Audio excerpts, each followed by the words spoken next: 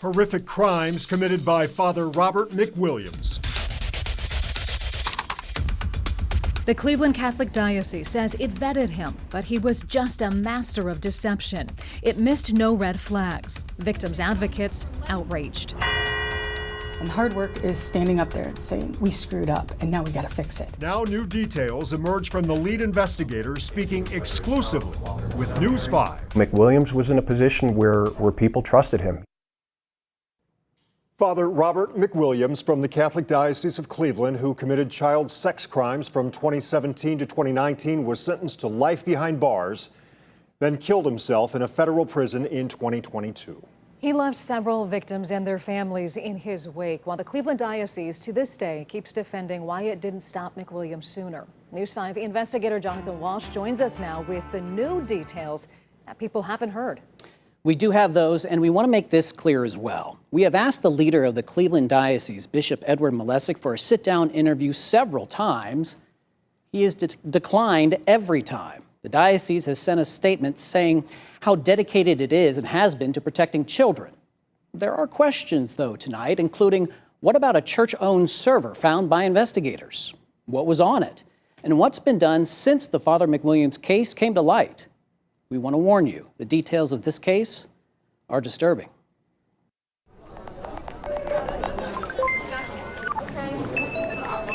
This story starts out innocently enough. Teenage boys doing what so many have done before. Going online to talk to and connect with girls. In this case, two different boys had conversations with the same girl that they both liked, and she seemed to like them back. As the conversations went on, though, the boys both made a fateful decision. They sent the girl naked pictures of themselves. It's in that moment, Utilizing the vulnerableness of those kids. lead investigator Richard Warner says the fun and flirting stopped. They made a bad connection. The girl started extorting each of the teens. Turning it back on them, saying, hey, if you don't send me more nudes, I'm going to send these pictures to your family. She even threatened to tell a boy's parents he was using marijuana. The boys didn't want to get in trouble. They were very worried. It had gotten to the point where one of the boys was kind of suicidal and was really distraught. The boys belonged to a church in the Catholic Diocese of Cleveland.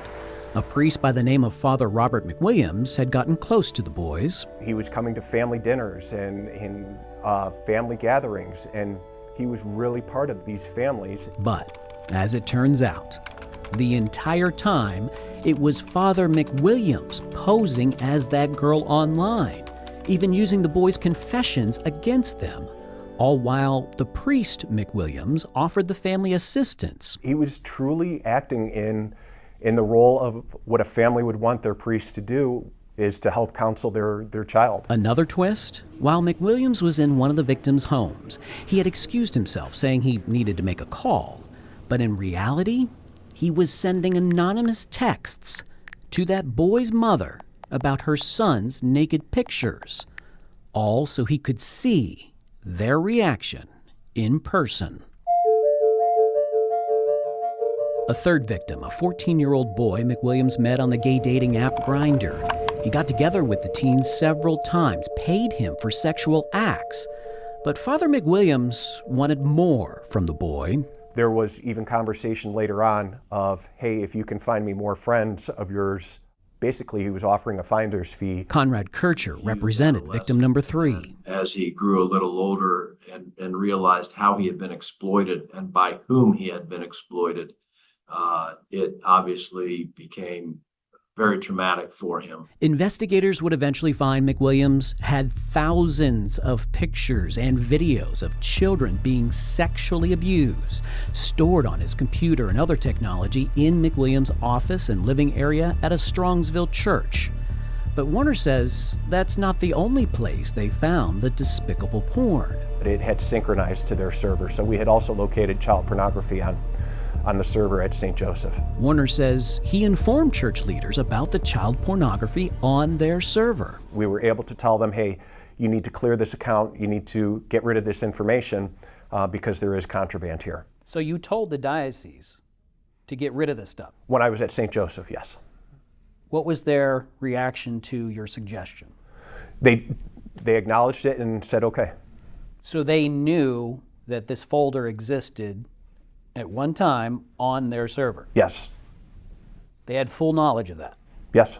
But here's the thing. When we asked the diocese if any of the church's computer equipment was used by McWilliams, they sent us an email saying, in part, based on all the evidence known to the diocese, McWilliams did not use any church-owned equipment to commit any of his crimes. You would think in something as serious as this that information would be passed up to the appropriate channels. And as part of another recent email, the diocese told us McWilliams was able to commit his vile acts because he was a master of deception, not because anyone failed to notice something they should have noticed. It makes no sense. But child victims advocates and watchdog groups ask, what about the child porn on the church-owned server? They say the diocese should have given News 5 a different answer. We have not done our due diligence. We have failed the parishioners and the community at large in Cleveland and the parents and family members of every child on those graphic images. This bishop and this diocese do not come clean to the Cleveland faithful because they feel they don't have to. Warner handed us a screenshot showing just the titles of the content on that server. Even without the images, we can't show them on TV. They are obviously sexual, with one even referencing 14 and 16-year-olds. How is that even possible? Bishop Edward Malesic has been the Cleveland Diocese leader since September of 2020. Warner says after the death of McWilliams in 2022, the diocese was going to work with the McWilliams victims' families to help prevent these kinds of crimes in the future. However, there was a process that we were working through, and I was asked if I would be on that, advisory or to provide any type of technical assistance. And unfortunately, nothing has happened since. I mean, it's kind of been stonewalled. Warner says no progress on those efforts with the families in 2.5 years. Once again, we see them operating callously and recklessly. To the families that were betrayed by empty promises and empty words, keep pushing. Push publicly and continue to push the diocese at the highest level. The Cleveland Diocese has told News 5 investigators Bishop Malesic cares deeply about the protection of children, and the diocese is unaware of any credible information that calls that commitment into question. They are the ones that have to look in the mirror and believe what they're saying. Before sitting down with us for this interview, Warner says he called the families of McWilliams' victims.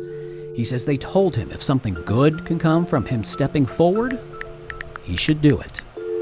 That's the reason I'm here, is, the families are trying to do things to get the diocese to put things in place, and unfortunately, it's not moving as quickly as everybody had hoped. One of the victims in this case sued the diocese. There was a settlement. There was no admission of guilt by the Catholic Church. The diocese tells us all web browsing content filters were in place during the time McWilliams was abusing children. However, guys, the lead investigator in this case says that filtering won't work if the predator is getting that child porn from other means, such as the dark web. Jonathan, thank you for following through on this. You bet.